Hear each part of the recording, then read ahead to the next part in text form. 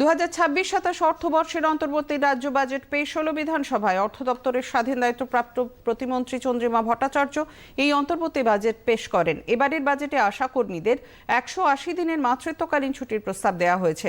কর্মরত অবস্থায় আশা এবং অঙ্গনওয়াড়ি কর্মীদের মৃত্যু হলে নিকট আত্মীয়কে এককালীন ৫ লক্ষ টাকা ক্ষতিপূরণের প্রস্তাব রাখা হয়েছে।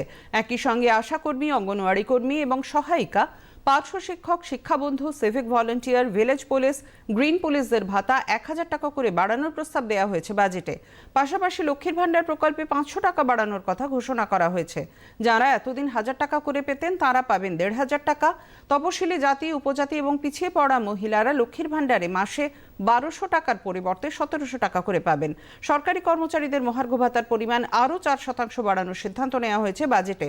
মাধ্যমিক পাশ করেছেন অথচ চাকরি পাননি ২১ থেকে ৪০ বছর বয়সী এরকম মানুষদের জন্য বাংলার যুব সাথী প্রকল্প চালু করার প্রস্তাব দেওয়া হয়েছে অন্তর্বর্তী বাজেটে।